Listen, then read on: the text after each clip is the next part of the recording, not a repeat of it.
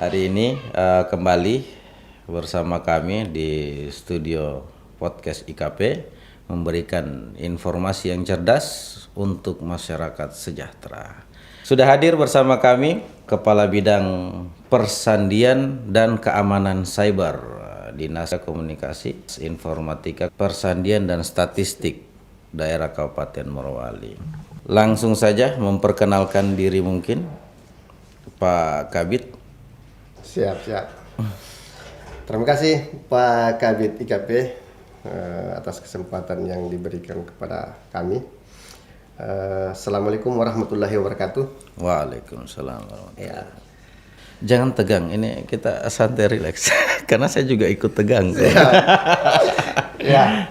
Jadi nama saya Muhammad Taufik Akbar. Kebetulan kali ini diberikan kesempatan dan amanah oleh pimpinan untuk mengawal bidang baru, Pak. Ya, bidang baru di Dinas Komunikasi dan Informatika. Ya, dulunya bidang persandian dan keamanan informasi ini melekat di bidang aplikasi dan informatika karena mungkin urusan terkait masalah IT teknologi sehingga ini dianggap perlu untuk menambahkan urusan baru. Ya, jadi ada bidang persandian dan keamanan informasi. Mungkin seperti itu, Pak Kabid. Oke, Pak Kabid, berarti yang dulunya Kominfo karena tipologi dinasnya naik dari TPC ya kalau saya enggak Betul, TPC ke naik TPA. TPA berarti dari TPC naik ke TPA. Ini luar biasa. Apa yang menyebabkan itu? Karena tentunya komposisi strukturnya berubah dari 2 bidang jadi 4 bidang. Nah, mungkin bisa diceritakan sedikit prosesnya. Ya, terima kasih Pak Kabid. Jadi sedikit kita bercerita tentang langkah panjang terkait Dinas Komunikasi dan Informatika. Awalnya dinas kita ini masih tipologi C. Jadi terdiri dari 2 bidang. Dulunya bidang penyelenggaraan informasi dan yang kedua bidang informasi dan komunikasi publik. Ya, bidangnya Pak Kabid sekarang. Termasuk bidangnya Pak Kabid sudah termasuk bidang baru juga bisa dibilang. Bidang senior juga. Bidang senior, ya, siap. Orangnya yang baru. Orangnya yang baru. Nah, jadi dengan seiring perkembangan waktu, perkembangan urusan ini semakin padat, sehingga dianggap perlu untuk naik tipologi. Ya, bidang penyelenggara informasi ini dia mengakomodir 2 bidang yang baru sekarang. Bidang baru itu yang pertama itu yang bidang statistik sektoral. Kemudian bidang yang sekarang yang saya emban itu bidang persandian keamanan informasi. Dulunya 2 bidang ini masih melekat di bidang penyelenggaraan e-government. Sekarang sudah berubah menjadi bidang aplikasi informatika. Dan Bapak alhamdulillah yang dipercayakan jadi kepala bidang di bidang persandian. Ya, alhamdulillah. Berarti tema kita hari ini kalau lihat dari pengantar pembukaannya tadi ini tentang persandian. Sesuai dengan judul topik pembicaraan kita, ngapain tanda tangan pakai pulpen kalau bisa dengan cara yang lain, kira-kira seperti itu. Ya, jadi menarik temanya. Ya, mengapa pakai pulpen? Kalau ada cara lain yang lebih mudah dan lebih efisien. Jadi sedikit saya jelaskan tentang tupoksi daripada bidang persandian dan keamanan informasi. Sebenarnya ini bidang persandian dan keamanan informasi ini bidang yang tergolong sangat baru dan belum familiar. Ini sebenarnya ini bidang luar biasa untuk zaman sekarang karena kita ketahui bahwa sudah sering terjadi tentang bagaimana kerentanan cyber, Oke. ya, cybercrime. Ya, sehingga ini adalah menjadi salah satu fungsi tugas daripada bidang persadiaan dan keamanan informasi. Nah, ini kita lihat sekarang kan banyak marak terkait serangan-serangan website pemerintah, Oke. serangan-serangan lembaga atau instansi perbankan. Nah, itu sekarang sudah banyak terjadi di mana-mana. Sehingga diperlukan ada suatu bidang yang bisa menangani tentang menjaga keamanan informasinya. Jadi untuk bagaimana kita bisa membatasi atau menjaga keamanan informasi itu dengan ketersediaan sumber daya manusia yang ada. Jadi itu sedikit gambaran. Kita masuk pertanyaan Pak Kabit tadi terkait tanda tangan menggunakan pulpen itu sudah bukan zaman sekarang. Oke, sebelum kita ke situ, kita tahan dulu. Siap. Karena ini tentu ada sebuah rangkaian. Kita tahu perkembangan teknologi informasi hari ini sangat cepat berkembang pesat. Nah, tentunya kita juga harus menyesuaikan dengan itu. Nah, kaitannya dengan urusan pemerintahan dalam hal pelayanan masyarakat untuk memberikan kemudahan-kemudahan kepada masyarakat. Nah, ini yang mungkin bisa dijelaskan kepada masyarakat secara luas, khususnya di Kabupaten Morowali, terkait dengan apa itu tanda tangan elektronik. Ya, terima kasih. Jadi begini, ini yang menjadi tren sekarang, ya, terkait yang kita sampaikan tadi, tanda tangan elektronik. Ini adalah merupakan salah satu program prioritas dari bidang kami, ya, bidang persandian dan keamanan informasi, mengingat bahwa pemerintah daerah, ya, dalam hal ini Dinas Komunikasi dan Informatika sudah melakukan penandatangan kerjasama oleh BSSN, dalam hal ini BSRE. BSSN itu Badan Cyber Sandi Negara, Pak. Dia hanya satu-satu lembaga yang diberikan kewenangan untuk menerbitkan yang namanya sertifikat elektronik. Oke. Salah satunya itu adalah tanda tangan elektronik itu sendiri.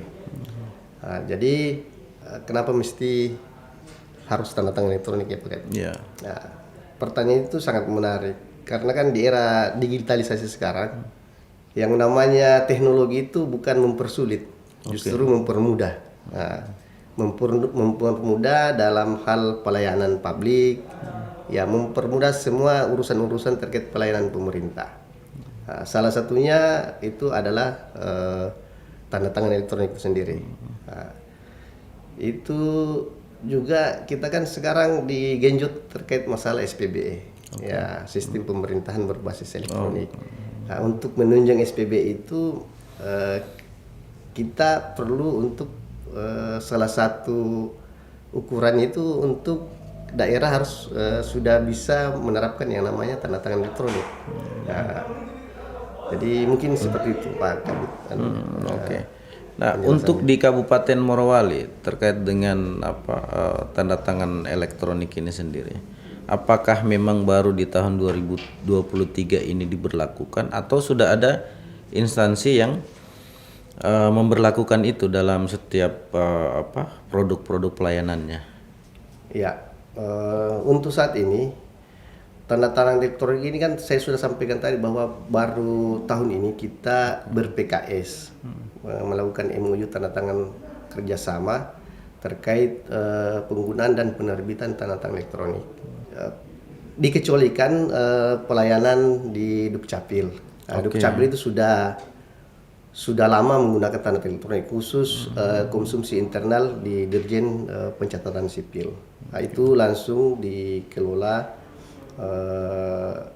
Kemendagri kan masalah, Pak Kabit. Itu. Jadi kalau khusus untuk pemerintah daerah terkait masalah administrasi persuratan, Nah, terkait urusan kedinasan, nah, insya Allah tahun ini kita sudah mulai menerapkan. Dan baru-baru ini kita sudah melakukan langkah konkret, yaitu untuk melakukan penerbitan tanda tangan elektronik khusus untuk pejabat eselon 2 dengan eselon 3. Nah, itu langkah konkret yang kita lakukan di bidang persandian dan keamanan informasi. Jadi nantinya para pejabat-pejabat OPD, pimpinan OPD itu nantinya dia hanya melakukan penantangan itu melalui sistem elektronik. Nah, itu akan kita coba memfasilitasi terkait bagaimana implementasi. Ya, itu nanti yang akan sedang berjalan kita akan lakukan mengunjungi semua OPD yang ada di pemerintah Kabupaten Morowali. Oke, tadi sudah disebutkan bahwa ternyata di Morowali, Pak Kabid sedikit menyinggung, ada salah satu instansi Dukcapil itu sudah menerapkan tanda tangan elektronik. Nah, berarti tanda tangan elektronik ini kalau coba saya mengira-ngira, karena saya belum pernah lihat, saya belum rubah KTP ku, status masih sama persoalannya Pak Kabid. Tidak bermaksud apa-apa ini, jangan sampai disalahpahami ya pemirsa. Status saya jelas. Nah, itu kalau saya tidak keliru, untuk kartu keluarga itu kan ada tanda tangan kepala dinas Dukcapil. Terus di akta kelahiran kalau saya tidak keliru. Kalau KTP hanya tanda tangan kita ya. Nah, untuk dua hal tersebut, kalau saya tidak salah ingat dulu itu, kalau kita mengurus kartu keluarga, akta kelahiran, itu bisa memakan waktu lama. Karena ternyata setelah ditanya-tanya, ada beberapa narasumber menyampaikan bahwa tunggu dulu Pak, kadisnya masih mau tanda tangan. Nah, lumayan juga itu Pak Kabid. Kalau yang datang urus kartu keluarga dengan akta kelahiran, jumlahnya sehari itu 200 saja.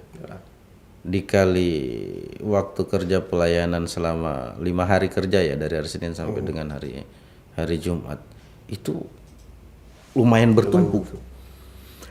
Apa yang terjadi dengan tangannya kadisnya? Ya kan? Betul. Nah, berarti kan butuh waktu yang cukup panjang untuk mulai dari proses administrasi permohonan bla bla bla sampai dengan pada saat proses tanda tangan. Nah, itu yang jadi poin kenapa tanda tangan elektronik ini menjadi penting dalam sisi pelayanan publik.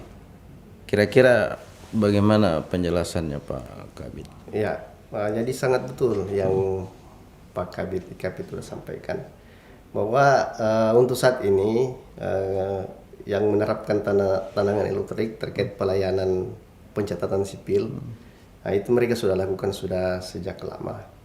Nah, karena itu tadi permasalahannya, ya dulu proses pengurusan administrasi di pencatatan sipil itu membutuhkan waktu yang sangat lama.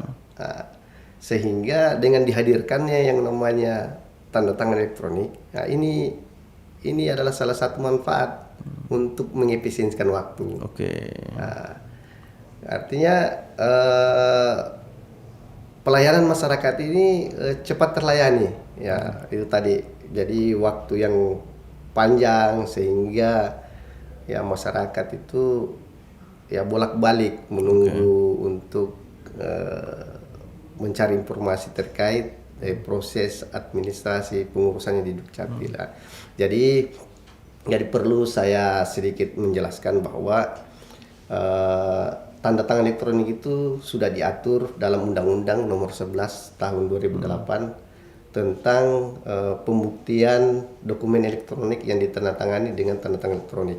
Nah, itu Undang-Undang SPBE dan Undang-Undang ITE yang mengatur itu. Jadi keabsahan terkait TT itu memang sudah menjadi sebuah keharusan terkait masalah pelayanan pemerintahan, ya, untuk mempermudah urusan-urusan pelayanan kepada masyarakat.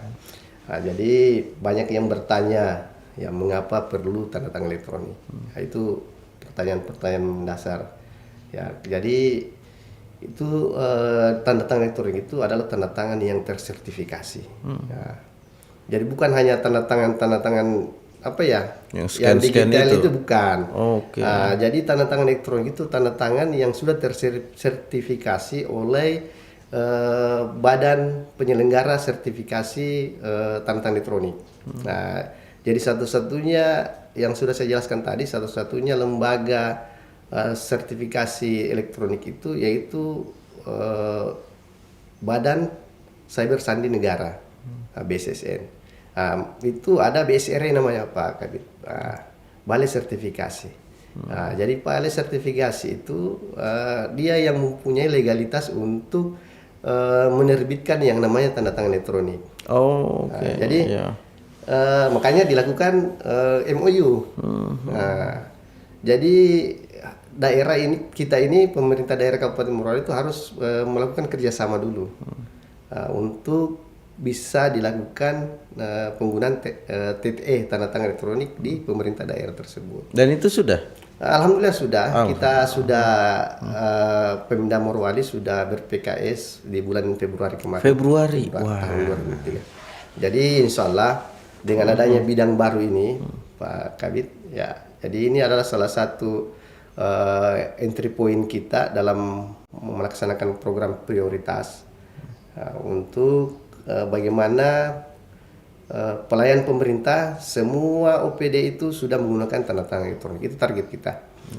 Jadi tidak lagi, kita tidak apa istilahnya, tidak ribet lagi dalam pengurusan misalnya pembuatan surat. Ya semua sistem digital, tanda tangan digital, tanda tangan elektronik dilakukan.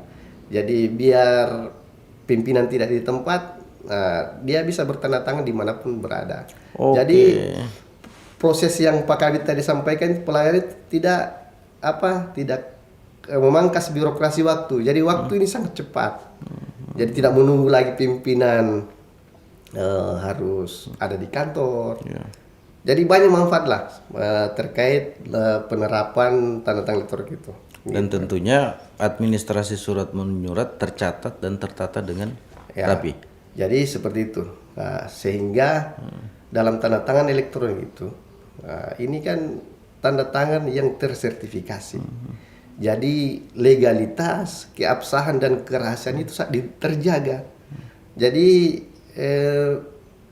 tidak ada lagi namanya pemalsuan dokumen, pemalsuan tanda tangan, karena bisa diautentifikasi dengan sertifikasi tanda tangan itu. Nantinya bisa dicek berarti Pak bisa Kabit? Pak Kabit, bisa dicek. Ada, jadi semua banyak aplikasi sekarang sudah bisa melakukan autentikasi, pengecekan keabsahan tanda tangan tersebut. Ya, jadi bisa dicek. Berarti siapapun bisa cek ini betul atau tidak ini? Ya bisa.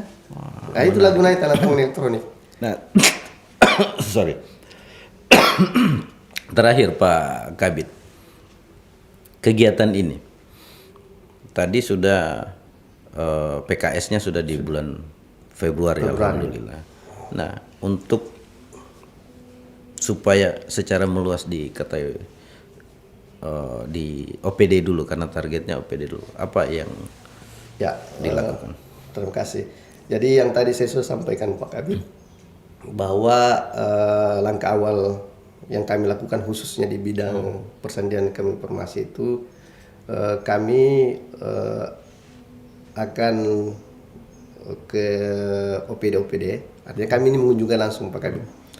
Jadi kami ini mengunjungi langsung ke OPD sebagai tim verifikator. Kebetulan saya tim verifikator untuk melakukan penerbitan. Jadi kami akan mengunjungi OPD untuk melakukan penerbitan tanda tangan elektronik khusus untuk pejabat eselon 2 dan eselon 3. Jadi itu dulu yang seharusnya sebenarnya sih semua ASN itu harus memiliki tanda tangan elektronik Pak Kabit. Nah, tapi upaya kita atau langkah awal kita yang pertama itu kita tuntaskan dulu untuk pimpinan OPD dan sekretaris dan kabit-kabit. Itu kita terbitkan dulu tanda tangan elektroniknya. Terkait setelah kita sudah terbitkan, masalah implementasinya itu akan kita buat ruang khusus nanti Pak Kabit, karena memang penggunaan tanda tangan elektronik ini memang butuh sedikit pengetahuan terkait masalah teknologi. Karena kita akan menggunakan perangkat laptop dan menggunakan handphone Android. Jadi sedikit memang ada knowledge yang harus kita berikan kepada pimpinan OPD terkait tata cara bagaimana pengungsian atau penggunaan tanda tangan elektronik itu. Jadi itu kira-kira langkah awal yang kami akan lakukan. Berarti dalam waktu dekat ini kegiatannya sudah mulai dilaksanakan? Ya, insya Allah Pak Kabit. Dalam waktu ini kan minggu depan ini insya Allah kita akan melakukan kunjungan ke OPD untuk melakukan penerbitan. Setelah kita lakukan penerbitan ke semua OPD, selanjutnya kita akan membuat apakah nanti kita kumpulkan semua pimpinan OPD, kita memberikan pemahaman tentang penggunaan implementasi tentang elektronik itu. Nanti kita dibicarakan di tingkat instansi terkait. Siap. Oke, terima kasih Pak Kabit. Itu tadi sedikit informasi terkait dengan tanda tangan elektronik yang sudah diberikan penjelasan dari Kabit Persandian dan Keamanan Informasi. Saya masih kaku itu mau bilang nama kabitnya itu. Nama bidangnya. Memang bidangnya ini Pak Kabit agak belum tidak cocok dengan lidahnya kita. Tapi bukan berarti karena kami agak kesulitan menyebut namanya, bahwa soal kinerja insya Allah kita akan buktikan nanti. Jadi terima kasih sekali lagi Pak Kabit sudah bersama kami berbagi informasi, dan kami akhiri. Wassalamualaikum warahmatullahi wabarakatuh. Waalaikumsalam warahmatullahi wabarakatuh.